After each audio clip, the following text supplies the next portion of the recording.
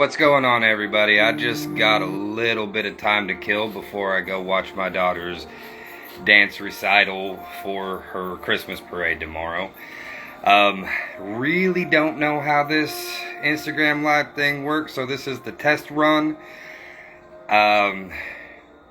So there's really no agenda for this talk or anything like that. I'm just here gonna be ranting, so if you are listening, welcome to my brain. So I was thinking before I started this about how social media kind of bothers me. And I know I'm talking on social media right now, but here's the reason why social media kind of bothers me. Social media can be a great, amazing tool. It can help us connect with people. It can help us get points of views out there, and we could have amazing discussion. But what it ends up being is an extension of all of our own egos, including myself. Like, trying to post these videos to be educational, to do self-reflection, for me to learn, and hopefully you guys join the journey with me. And we can have discussions about anything we disagree on, and I would love that, and we could use it as a proper tool.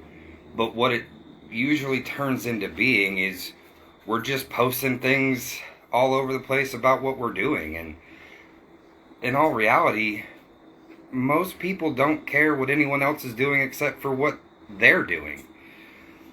And so in that aspect, it becomes an extension of our own ego. And then it becomes this place where we can feel free to say whatever we want because we feel protected. You know, like Brantley Gilbert said, the biggest problem with America today is no one gets punched in the face anymore. And I really don't disagree with that. We don't have consequences for our actions anymore because everyone's just a keyboard warrior. Which is part of the reason why most of everything I do is video. So you guys can see my face. If I'm doing something wrong, call me out. Please. But when you're calling me out, give me details. Give me reasons. Like, if you think I'm wrong on anything I say, I'm more than willing to be wrong. But show me where I'm wrong. Give me actual details. Give me sources to go look at and allow me to learn. That's the whole goal here, is growth. And as a man and as a leader of a family, I need to be better. And I think all men need to think along these lines. We need to be better.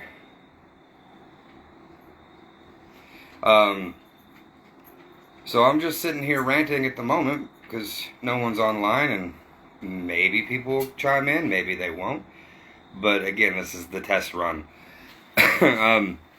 But back to the social media deal, is it can be a great tool. It can be an area where we can come together and learn, and people from all over the world can hop on and chime in, and we can get different perspectives because every culture does things a little differently.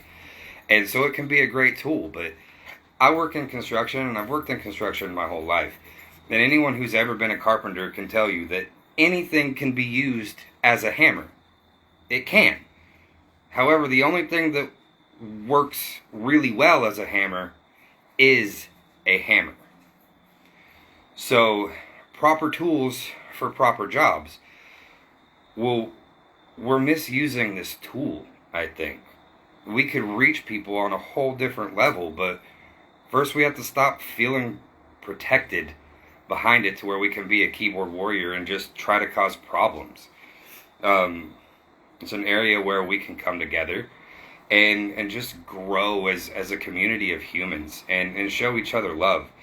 And when I say love, I don't mean it in the context that I'm going to do everything I can to make you feel better. Like, that's not real love. Now, if a situation warrants doing everything I can to make you feel better, then absolutely. But if you've done something wrong and you're trying to victimize yourself in that, well, I'm not going to come coddle you, because that's not really showing you love. That's allowing you to stay in your harmful mindset, when really showing love in that case is to tell you the truth and call you out on it, but not say you need to fix this.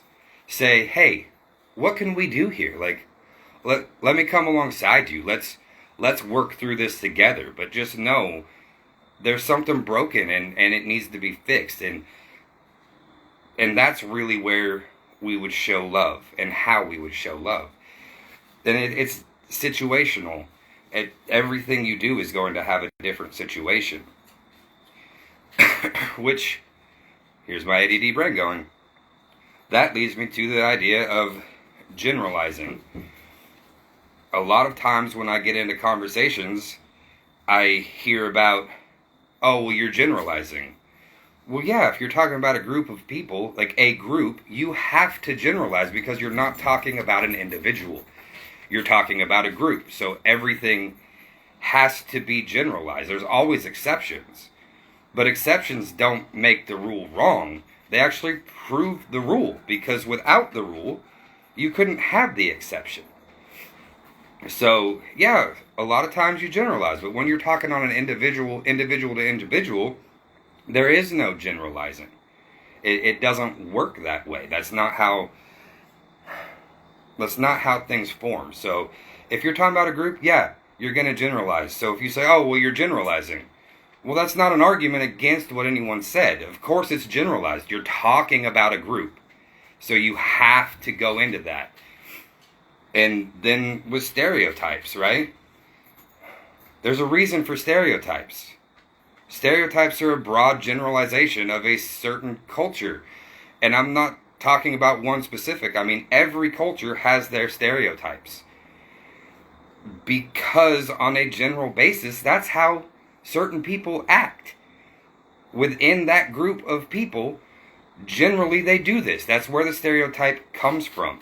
So if anyone gets offended by a stereotype, maybe you need to look at yourself and go, why did I get offended by that? You know, like all things can be moments to help you be a better person. And that's what I'm coming to. Like, again, ADD, we're going back to the social media. It's an extension of our own ego. Victimization could be an extension of your own ego. But on the social media topic, my goal is to learn and be better, and hopefully help everyone watching learn and be better. But I have to admit, I have a hard time not checking for the clicks. Did I get likes? Did people watch it? And that shouldn't be my mindset, but I'm a human. And we're all that way. No matter how hard we fight it, we are that way. But that's why in the Bible it says you have to die to your flesh daily. Which doesn't mean cut your skin off. Doesn't mean kill yourself. It means set yourself aside. And try to follow what God wants. Try to follow the example Jesus set. And that's the hard part. I mean, the reality is, we're not sinners because we sin. We sin because we are sinners. We're a fallen people that has a God that loves us so much that He fixed the problem for us. And we just fight with Him all the time on it. Tell Him He's not real. Pretend that it doesn't exist. Pretend everything about Him is completely false. Because that's how bad we are. There's not one of us that's good. I think most people feel the need to be better, and they want to be better, but we don't know how to be better. And then we're getting farther and farther away from anything that is better. I'm a 90s kid. I was born in 85. So I'm not old, I'm not young, I'm pushing 40. I'm right at that middle age area, and trying not to have a midlife crisis, and trying not to be the get off my lawn guy. But that's a natural thing too. But growing up in that time frame, And watching how things were and then seeing how things are now, I don't see how we can look back and say we were worse off then than we are now. I see so much more hate in this world now than when I was growing up. We didn't pay attention to any of this stuff. Hey, dogs, come over here before you start barking. Come on. Get over here. I don't want you barking on this. But there's just so much hate now. And I feel like the whole idea of racism has made a whole completely new resurgence when we almost had it beat. But we started focusing on it again. And what we focus on is what becomes reality, because what you're focusing on is what you're planning towards. It's what you're working towards. And we've just allowed a divide to come back between everything. And that's not right. We're all just people. And I don't know why we can't see it that way. I'm told that I'm supposed to feel guilty because I'm white and because I'm a man. Well, I'm not. I don't feel guilty about it at all. I'm happy being me. I try to be a better person every day. And sometimes people don't see it. Sometimes people think I'm rude and crass. And maybe sometimes I am. And sometimes I get angry when I shouldn't. But I'll always apologize when I do. Because your mistakes don't define you. What you do afterwards is what defines you. Anyways, if any of you end up seeing this later, thank you for watching.